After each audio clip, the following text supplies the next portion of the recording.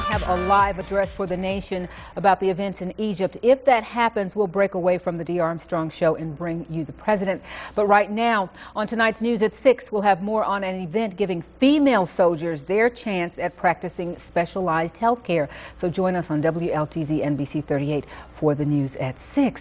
And Dave, before we go on, he has brought out a little list here. He came prepared. I had to come prepared. I mean, I know this is a ladies' show mostly. Well, not mostly, but I know a lot of ladies like to watch the show. But, you know, I got to thinking, ladies, what would be some great stuff for you to get your guy for Valentine's Day? So what do men want? So this according to Ask Men, and I got to say I agree. Number one, magazines, always a great thing. Really? Yeah, magazines a great thing. Oh, Esquire, I'm so glad we asked. Wired is a great magazine. Forbes and all guys love Maxim magazine. It's great stuff. Number two, Blu-ray movies.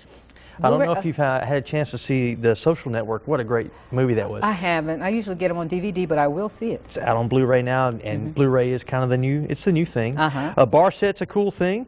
You know, it's a nice way to cut loose when she's not around. Maybe have a little bar set, just for some guys. Grooming products, you know, maybe some hair care products.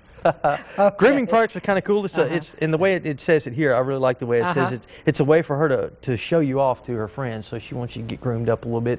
And don't you agree with that? Yeah, I do. You like your guy to look nice yeah, when we he's fix you up and we trot you around and you become the boy toy. Thanks so much. Yep.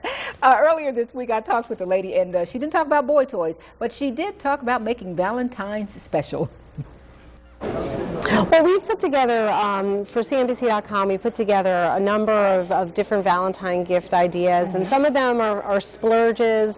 We're actually expecting Valentine's Day spending to be up about 11% this year.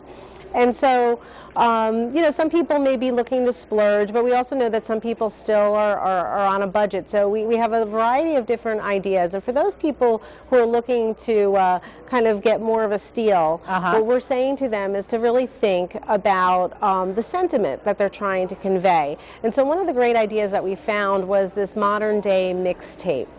So it looks like an old-fashioned cassette, but the cassette actually houses a USB. So you can load all your special songs onto the USB, and then you have your mixtape, and you can write on the case all the songs.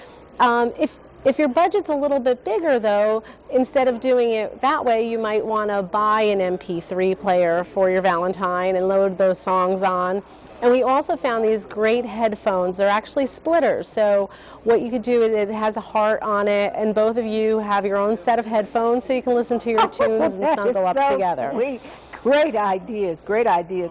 Now, those are some do's. Do you ever have a list of don'ts? It's like, no, not for Valentine's? Well, we didn't really go into the don'ts, but I have to say that one of the things that we did tell people is, you know, one way to save money on flowers. Flowers are a popular item for Valentine's Day. But if you want to buy roses on the cheap, for example, you might want to do that ahead of time. They're a little bit less expensive this week than they will be for Valentine's Day.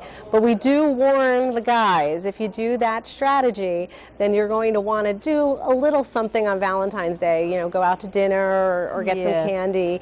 You do something to acknowledge the day. And you know, it makes it even the more sweeter to know that the forecast for spending is going to be up. Now, Christina, do you think that's because love never goes away, or do you think we just have more money in our pockets, or both?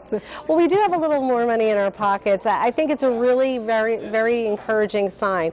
When the Christmas holidays ended, the sales were stronger for retailers than we were expecting, and so that was really good news. But we were a little concerned that maybe consumers would kind of go into hibernation and stop spending. So it's very encouraging to see that the forecasts are calling for Valentine's Day spending to be up, because it's a sign that consumers are feeling a little more comfortable. Awesome. And comfortable, too, about getting married. Around Valentine's is when we get a lot of proposals. You also, I understand, have a list of 5 things you should know or ask the intended before you get on bended knee. What are those things?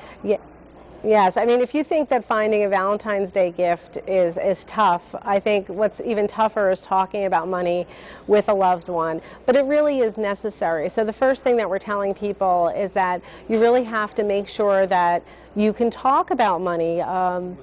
disclose all of the information that you have. You have to talk about the debts and you have to talk about the assets. And what we've been also finding is that prenuptial agreements are actually increasing. About 70, they're up about. Thanks so much, Christina Cheddar Burke from CNBC. We'll be right back.